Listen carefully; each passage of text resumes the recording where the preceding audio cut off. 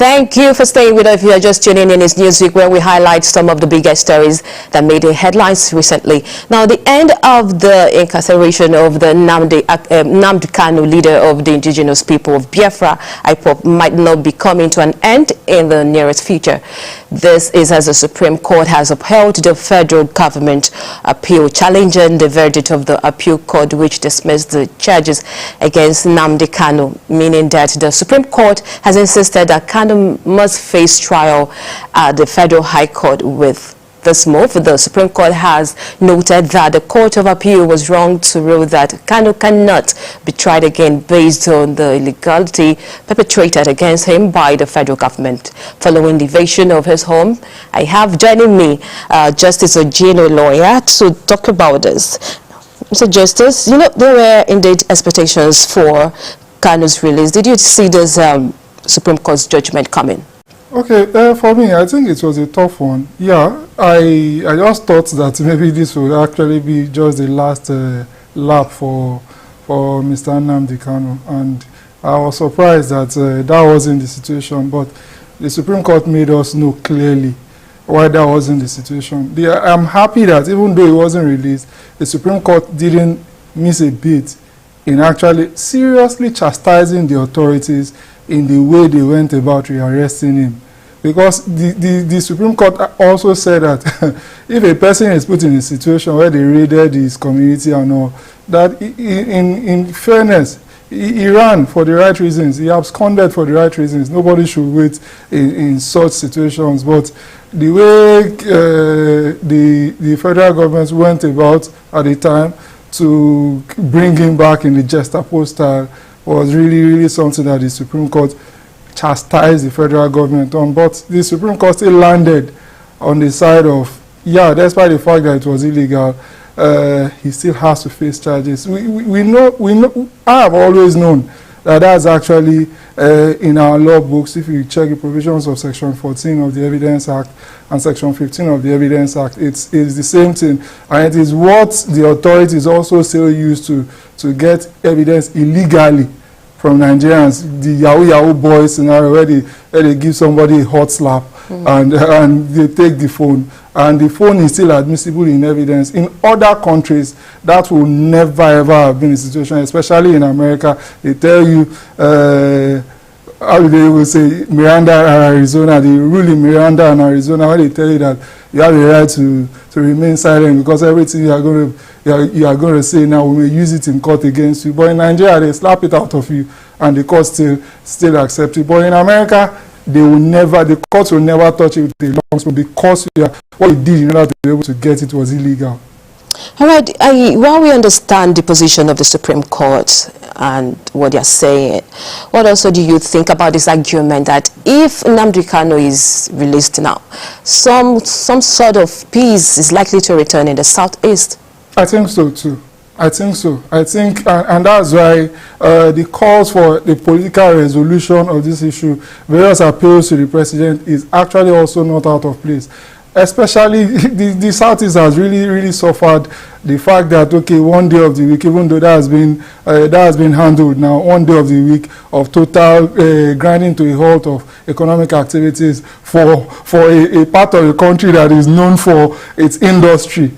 I think that's not too good. So I feel that if he is actually let off the hook, I feel that it's gonna bring a lot of calm and a lot of peace to the Southeast. That's my own opinion. All right, let's move to our final story for tonight. Symbols of peace returned to Ondo State this week as State House of Assembly declared Lucky Aiyedatiwa as acting governor of the state following the receipt of the letter from Governor Rotimi Akeredolu on his embarking on a medical leave.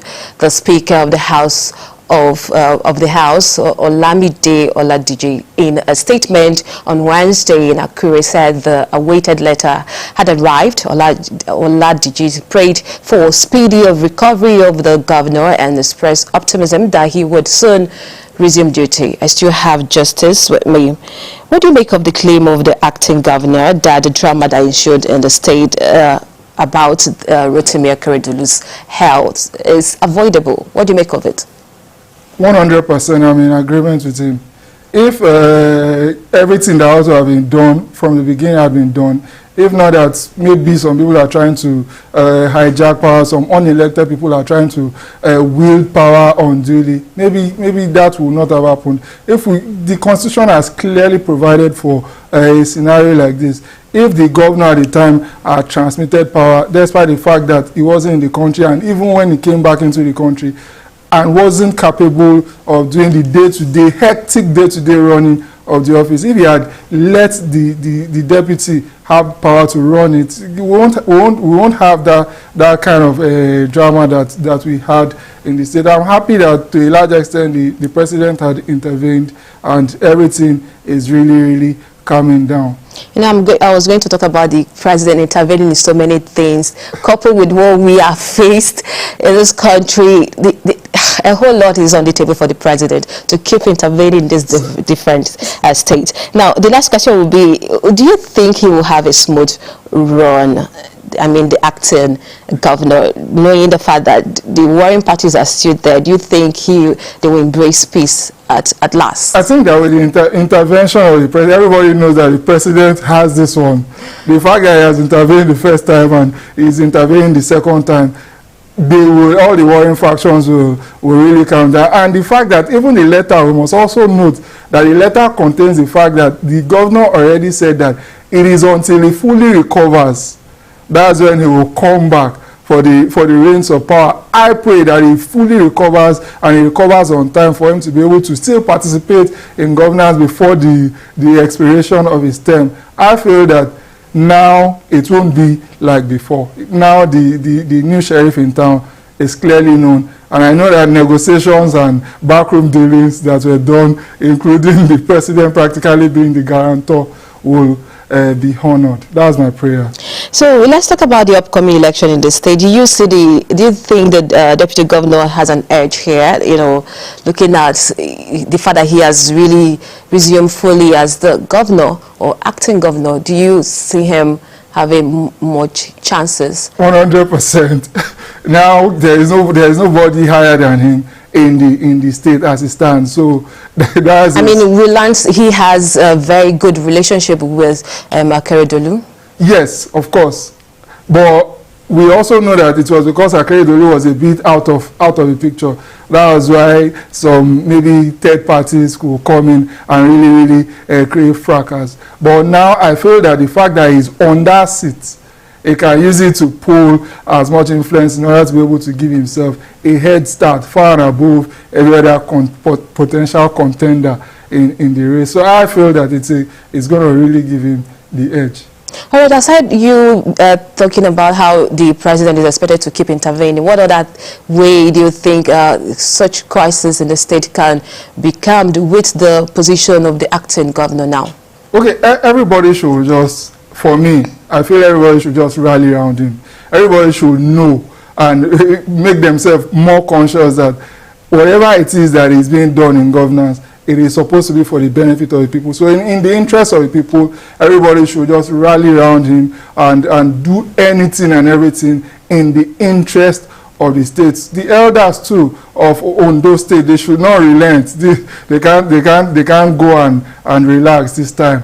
They must still keep doing everything that they do in order to be able to resolve this matter. They cannot sleep. So, and that's basically, and the fact that, of course, the president is still there, the law enforcement authorities are still there, this time not to wield the guns or to force anybody, but to keep playing mediating roles for the good and betterment generally of the people of Ondo State. I mean, I totally agree with you, but let's take it easy on the president. He has a whole lot to do. Everyone should take his or her responsibility in this different He already said he knows the size of the work that we should not pity him. I remember he said that. All right, thank you very much. I've been speaking with Justice Ojene lawyer, and I had Marvin Oyenabor join me earlier. Thank you very much for your conversation so far. And as well, thank you for being part of this show. And that's it for today. Remember, you can follow the conversation on our social media platforms at TVC NG or on our website at tvcnews.tv. I am Jacinta Agochukwu. Until next week, it's goodbye.